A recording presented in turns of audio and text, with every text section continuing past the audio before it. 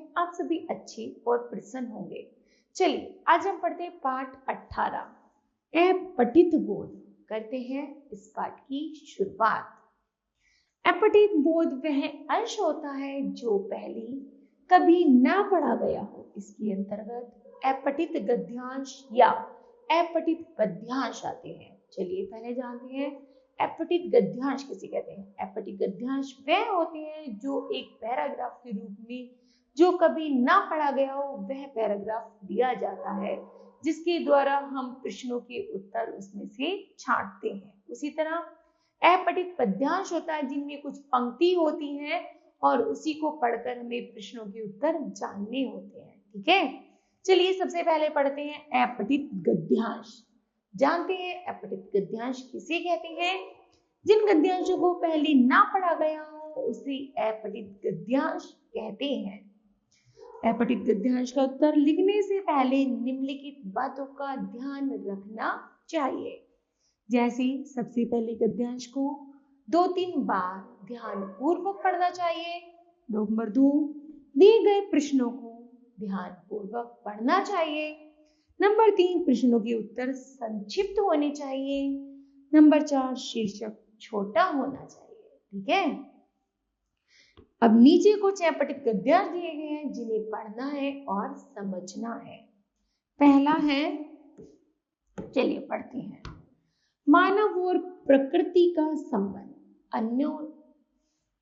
अन्योन्याश्रित है। मानव ने आदिकाल से ही जंगलों में स्वयं को सुरक्षित रखने के लिए पेड़ों को अपना आश्रय बनाया था। वृक्षों के साथ उसका नाता उतना ही पुराना है जितना कि स्वयं उसका अस्तित्व। तभी से मनुष्य ने जाना था कि स्वयं के जीवन को सुरक्षित रखने के लिए उसे वृक्षों को अपनाना होगा। वृक्ष न केवल हमें भोजन, ईंधन, वस्त्र, छाया, औषधि आदि देते हैं, बल्कि जीवन यापन हेतु सभी आवश्यक सामग्री तथा कागज, पेंसिल, रबड़, गोंद, कोयला आदि हमें वृक्षों से ही मिलता है। इतना ही नहीं, वृक्ष कार्बन डाइऑक्साइड जैसे विषाक्त वायु को आत्मसात कर हमें प्राण वाहिनी ऑक्सीजन देते हैं। ठीक है, यही कारण है कि ऋग्वेद और अथर्ववेद जैसे ग्रंथों में भी वृक्षों को पूज्य बताया गया है। हमारे पूर्वजों ने वृक्षों के महत्व को समझा था और यही कारण है कि वृक्ष हमारी परंपरा और संस्कृति से पूरी तरह से जुड़ गए हैं। आधुनिक जीवन में कई बार हम वृक्षों को महत्व देना भूल जाते हैं और औद्योगिकरण की आड़ में भी बड़ी मात्रा में वृक्षों को नष्ट कर देते हैं।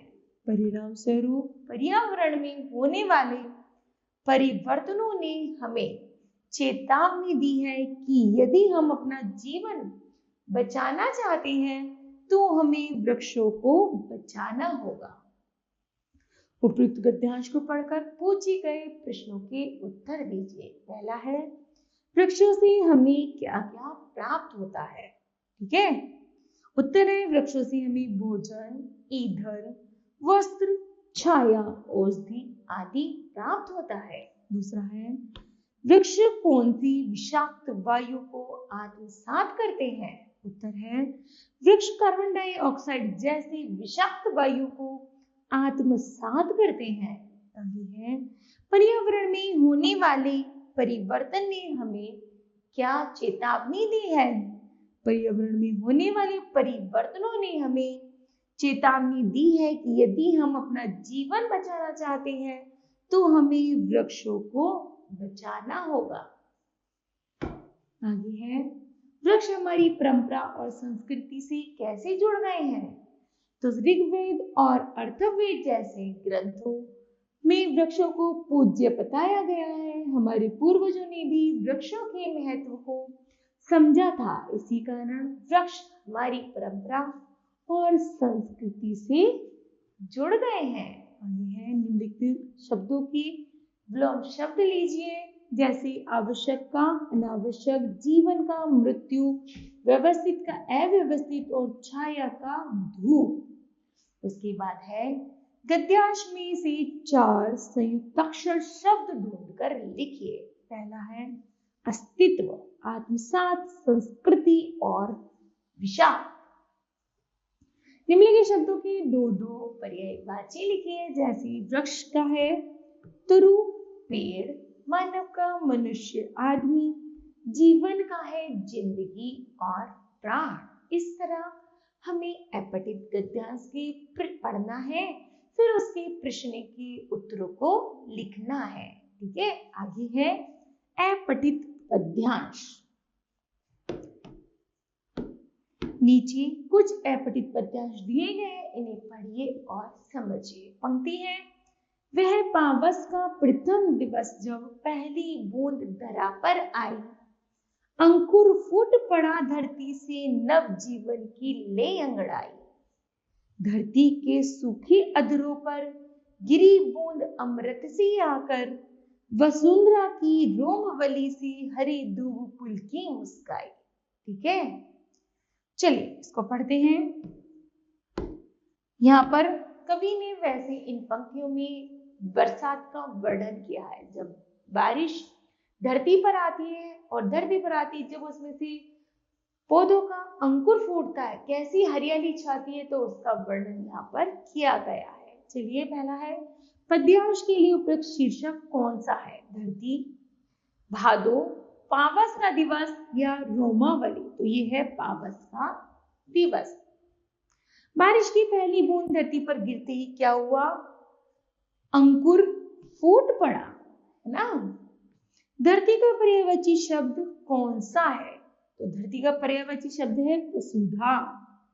दूब किसे कहते हैं? दूब कहते हैं घास को, है ना। आगे है दूब पर पहली बूंद गिरने पर क्या प्रतिक्रिया हुई? तो वह मुस्कुरा गई, पुलकित हुई, है ना, खुश हुई।